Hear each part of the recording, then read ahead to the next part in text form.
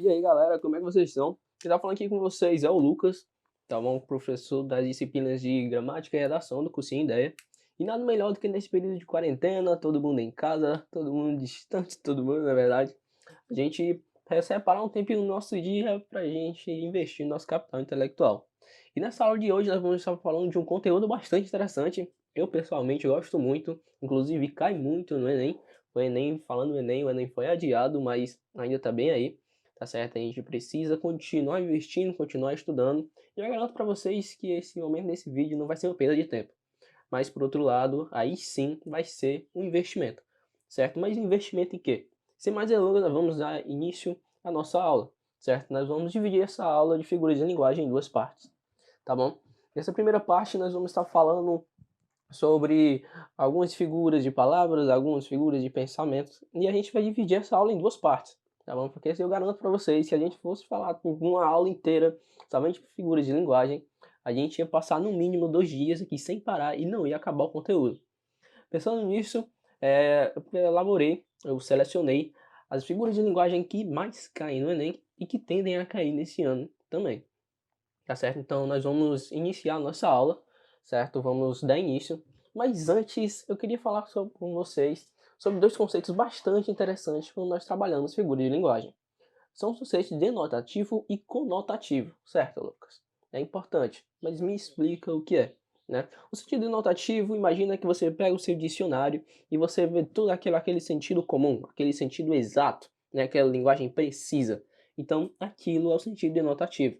Mas digamos que você pega e abre uma poesia, começa a ler uma poesia, né? Todo aquele sentido figurado, aquele sentido conotativo, rico em sentidos, com vários sentidos, né? Então, esse é o sentido conotativo, da conotação, tá certo? Então, a gente precisa ter em mente essas duas vertentes, o denotativo, aquela linguagem mais exata, mais precisa, e a conotação, né? Aquela rico em sentidos, aquela questão que você tá vendo, tá lendo uma poesia, escutando uma música, aquele sentido figurado, que é bastante interessante, né? Então, a gente precisa ver essas duas vertentes para aí sim, agora a gente começar a nossa aula realmente de figuras de linguagem. Tá bom? Vamos lá. A primeira figura de linguagem que eu queria trazer para vocês é a de ironia. É, a de ironia, como vocês devem praticar bastante no dia a dia, garanto para vocês que é uma figura de linguagem que, dentre todas, é uma daquelas que está mais presente no nosso cotidiano. Porque, por exemplo, imagine você que está com a sua amiga, né, ou o seu amigo, e você acaba de voltar com o seu ex, né? Um exemplo bem coloquial que está dentro do nosso dia. Aí você sabe que ele já traiu todas as ex-namoradas dele, mas com você vai ser diferente. Aí vem a sua amiguinha e chega pra você e fala: claro, amiga, se com todas as ex passadas ele traiu, claramente com você ia ser diferente, ou seja, um sentido irônico. O que ela quis fazer com isso? Afirmar o contrário do que ela quis dizer, não é verdade? E é exatamente isso que a ironia quer repassar. Você falar uma coisa sendo que você queria dizer na realidade outra, tá bom? E por exemplo, trazendo isso como nós estamos falando de um sentido conotativo, como eu falei já no início, né? E aí, no sentido de poesia, nada melhor do que a gente trazer um exemplo de uma música. Na verdade, vamos trazer aqui um exemplo de uma música. Da Legião Urbana, que país é esse? Ó, que país é esse? Que país é esse? 4 vezes. Terceiro mundo se for. Piada no exterior. Mas o Brasil vai ficar rico. Vamos faturar 1 milhão. Essa é uma das músicas que você mesmo lendo, você já lê com a voz do Renato Russo, na verdade. Bem, bem legal. Mas é o seguinte, terceiro mundo se for piada no exterior, mas o Brasil vai ficar rico. Olha o sentido da ironia. Olha a ironia. Piada lá no exterior, mas a gente vai ficar rico. Nós vamos super faturar 1 milhão. Tá bom? Deu pra entender? Então é realmente esse tipo de ironia. Você chegar, falar algo, sendo que você queria repassar outra ideia. Aí você usa o tom da ironia, que eu garanto que todos nós já usamos pelo menos uma vez na nossa vida. Tá certo? Além da ironia, tem a antítese. Veja só, existe a antítese e depois nós vamos ver o paradoxo, eles são diferentes, tá bom? A antítese é uma posição de termos quanto ao sentido, tá certo? Então, em resumo, consiste na inserção no texto de ideias opostas quanto ao sentido, ou seja, você vai colocar dois termos que se opõem quanto ao sentido dele. Vamos ver um exemplo, né? Eu falando, fica realmente algo muito abstrato. Fica aquilo algo que é certo. Fica aquele mundo das ideias ainda. Vamos trazer aqui um exemplo de uma música, certo? do Titãs. Como vocês viram no slide passado, tinha uma fotinha dele já dando um spoiler. E olha lá. O acaso vai me proteger. Aí quando chega aqui, ó. Cedo ou tarde a gente vai se encontrar. Cedo ou tarde. Calma lá. Não. São duas ideias, são dois termos, mas com sentidos diferentes. Um é cedo, o outro é tarde. É a mesma coisa seria alto, baixo, claro, escuro, certo? São uma posição de termos, tá bom? E o de Titãs, em sua música, toda música, falando em música brasileira, a gente não pode deixar de citar Titãs, né? Ainda mais nessa música que é atemporal, certo? É uma música bem antiga comparada ao nosso cotidiano, e mesmo assim ela continua firme e forte, né? Vamos lá. O outro é o paradoxo, que é referente às ideias contrárias em um pensamento, apresentando uma afirmação aparentemente sem lógica, certo? Comparado à antítese, vocês viram que tinha claro, escuro, baixo, alto, né? E no paradoxo, ele tem o mesmo intuito, certo? São parecidos, mas tem uma diferençazinha, certo? Os elementos do paradoxo, eles vão se anular, ou seja, são elementos que sim, se opõem quanto ao sentido, mas eles se anulam e acabam ficando sem lógica. É aquilo que você para pra pensar, cara, isso é impossível. É como se eu chegar para você e falar assim, cara, para tu se conhecer melhor, tu precisa sair de si mesmo, certo? Para conhecer o teu interior, precisa sair pro teu exterior. Ou seja, tu vai parar, calma, certo? Vamos lá, que filosofia é essa, né? Então você vai chegar e vai parar pra pensar, e, mano, isso é sem lógica, isso não existe, tá bom? Isso é impossível. Então o paradoxo tem esse viés, comparado à antítese e o paradoxo são pensamentos que vão se anular, certo? Eles se anulam. Então vamos lá. Por enquanto, na KCL mudaram as estações, nada mudou, mas eu sei que alguma coisa aconteceu. Tá tudo assim, tão diferente. Se lembra quando a gente chegou um dia a acreditar que tudo era para sempre, sem saber o para sempre sempre acaba. Ou seja, sem saber que o para sempre sempre acaba. Ou seja, vamos parar para pensar. O para sempre sempre acaba. Mudaram as estações e nada mudou. Ou seja, sim, tem aquela vertente de elementos distantes, é termos que se opõem, só que agora é sem lógica nenhuma. Você saber que o para sempre acaba. O sempre acaba. Deu para entender? Então, a partir disso, está tudo ok. Então, vamos passar para a próxima figura de linguagem. Lembrando, galera, que isso aqui é mais um resumo do que nós vamos trabalhar nas nossas aulas, tá certo? É um resumo do que a gente pode trabalhar, o que a gente vai trabalhar. Então, se você quer aprender mais, então se junta ao Cursinho Ideia, vem, pode fazer parte, vem fazer parte do nosso time, é um time totalmente competente, garanto para vocês, tá bom? E vamos, sem mais delongas, vamos continuar a nossa aula, né? Personificação e prosopopeia. Uou, vamos lá. São dois nomes bastante difíceis de se falar, mas o sentido é simplesmente você atribuir, uma atribuição humana a seres inanimados. Você chegar pro seu cachorro, caraca, meu cachorrinho tá sorrindo pra mim. Você olhar pro seu passarinho e ver, caraca, o passarinho começou a cantar, ficou feliz quando eu cheguei perto, né? Ou seja, uma atribuição humana, garanto pra vocês que o seu cachorrinho não está sorrindo, tá bom? Mas você começa a atribuir predicados próprios de seres animados a seres inanimados, tá certo? Por exemplo, olha essa música, da Calypso. A lua me traiu. Um exemplo bastante batido já, né? Acreditei que era pra valer. A lua me traiu. Fiquei sozinha e louca por você. A lua me traiu. Da Mona Calypso, a nossa poeta Joelma, dizendo que a lua acabou traindo ela. Ou seja, a lua traiu uma pessoa, certo? Uma atitude humana, uma atribuição humana a seres inanimados, ou seja, uma lua. É impossível a lua trair uma pessoa, não é verdade? Então, realmente, a prosopopeia, a personificação, acredito que essa palavra resume tudo, é simplesmente você pegar, atribuir algo humano a ser inanimado, certo? Seja um animal, seja uma caneta, certo? Deu para entender aqui? Vamos passar para o outro. Show? A hipérbole. Aí sim. Digamos que aquele exagero intencional, tá bom? Aquele exagero que para você realçar uma ideia. Perdão, você chega a caraca, eu tô realmente morrendo de fome. De outras palavras mais informais aí de cearense, eu tô brocado de fome. Ou seja, um exagero, tá certo? Se eu não comer, eu tô morrendo de sede. Sabe, aquele drama, aquele exagero que você chega Então, isso é hipérbole, aquele exagero intencional para realçar uma ideia. Fechou? Agora vamos continuar aqui, vamos continuar. Então, Lucas, me dá um exemplo sobre hipérbole. Agora, ainda vamos continuar na vertente da música, tá bom? Porque a música é mais presente no nosso cotidiano. Quem não gosta, quem não tira um momento do seu dia nesse período de quarentena para escutar uma boa música, na realidade? Então vamos lá. Vamos falando em boa música, Barão Vermelho. Por você, eu dançaria tango no teto. Tô testando o meu vocal aqui com vocês. Me perdoem pela minha voz ser ruim, certo? Mas acontece, acontece. Eu limparia os brilhos do metrô. Eu ia a pé do Rio a Salvador. Eu aceitaria a vida como ela é. Viajaria a prazo pro inverno. Eu tomaria banho gelado. Ou, perdão, viajaria a prazo pro inferno. Eu tomaria banho gelado no inverno. Ou seja, você realmente está exagerando, tá? Exagerado, jogado aos seus pés, eu sou mesmo exagerado. Eu dançaria tango no teto. Eu limparia os trilhos do meu topo. Olha isso, esse exagero. Certo? O Barão Vermelho chega para você que eu sou realmente apaixonado por você.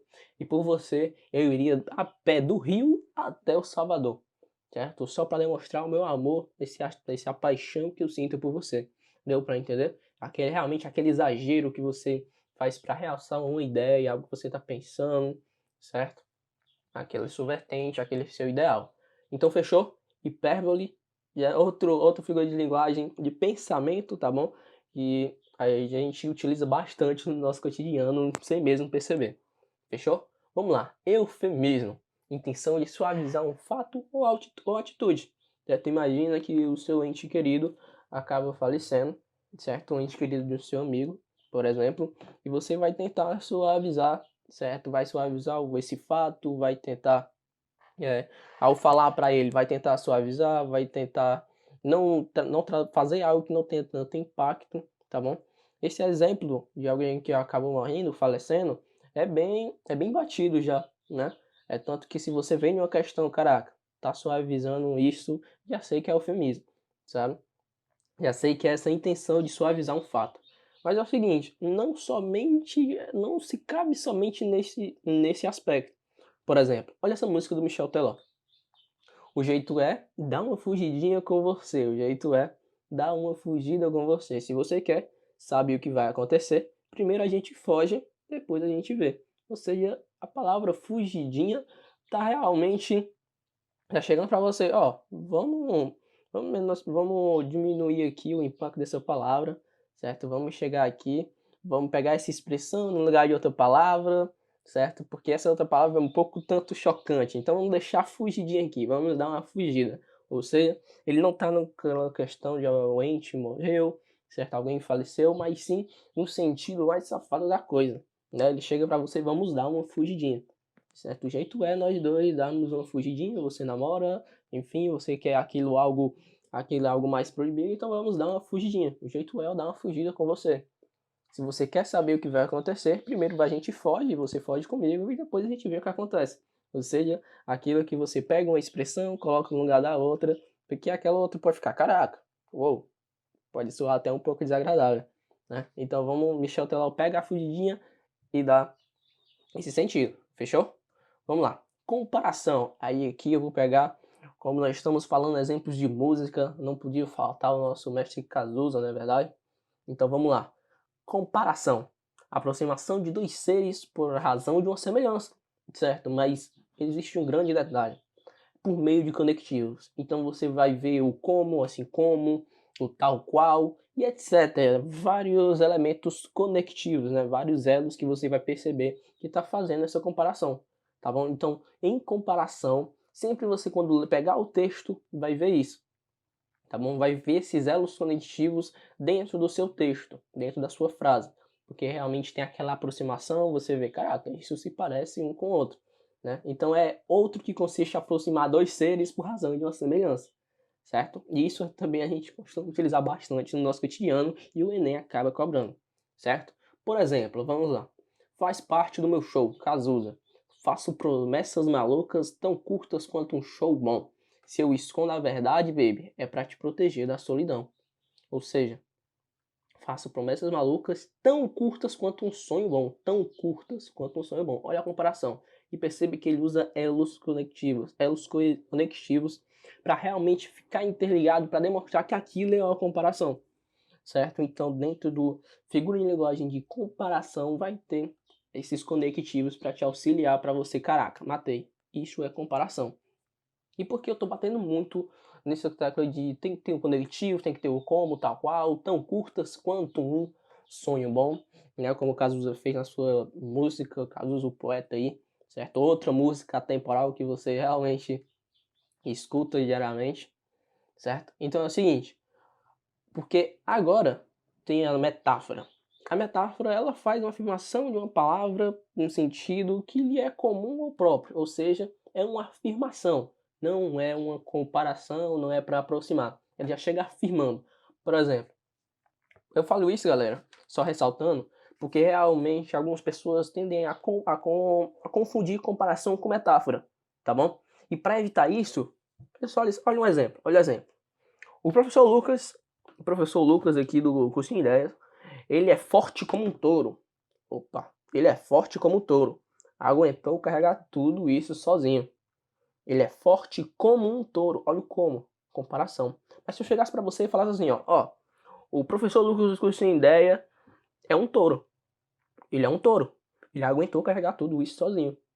Ou seja, o como um touro dá uma espécie de comparação. Mas quando eu tiro esse como um, eu já chego falando, o professor Lucas é um touro, certo? Ele aguentou carregar tudo isso sozinho.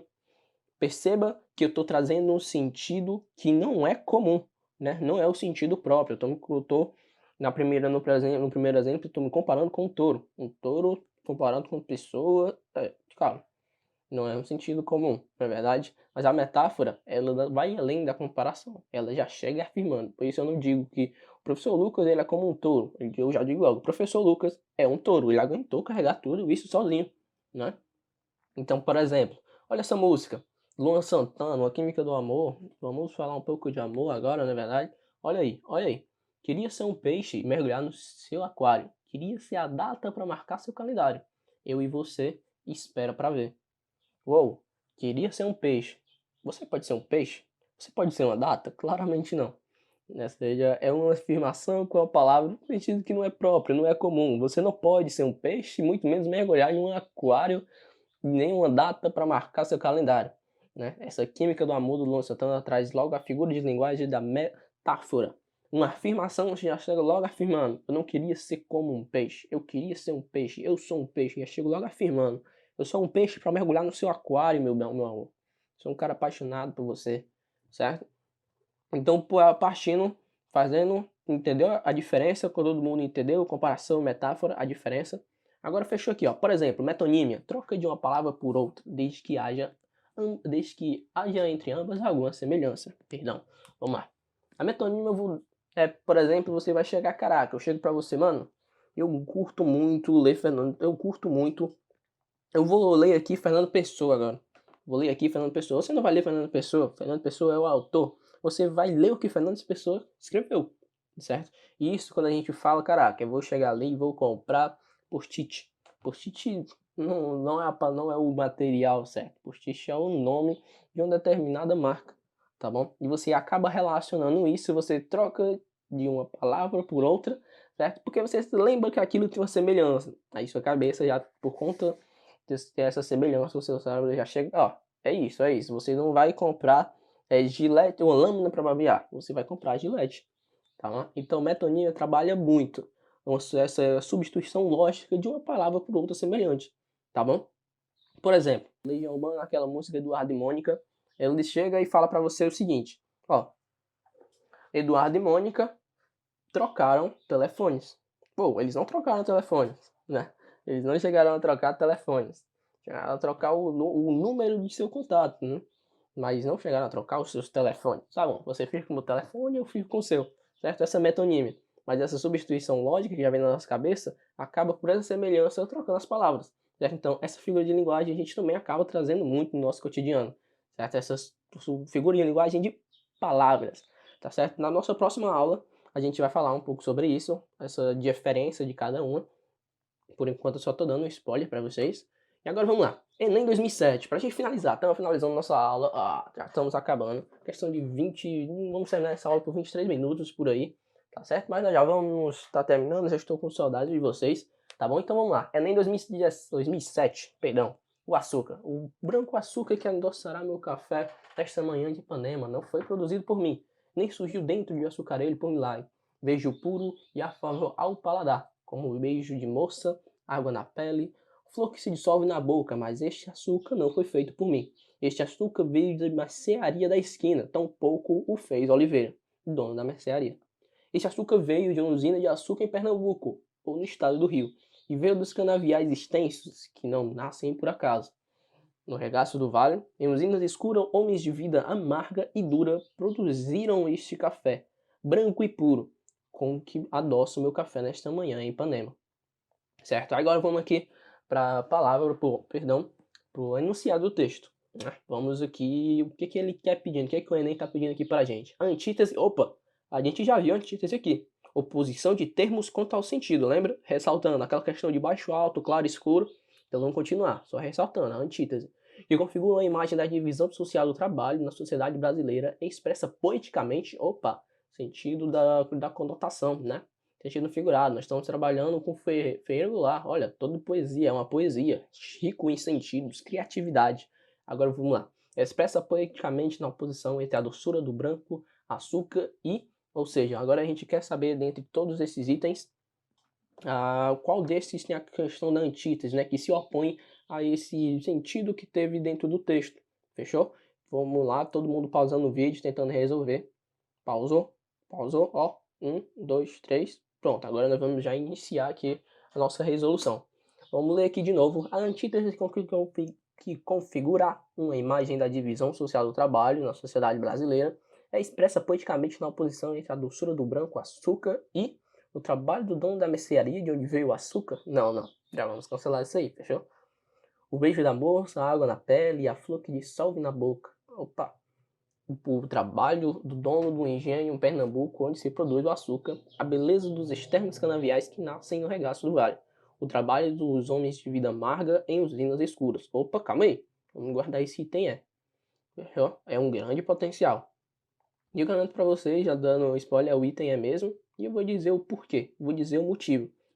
Você percebe que a antítese é a aproximação com sentidos opostos, né? E agora se liga, dos homens da vida amarga, olha, ele traz o sentido de uma coisa amarga, opondo-se diretamente à doçura do açúcar. Ou seja, o açúcar é doce, mas a sua vida é amarga, caraca.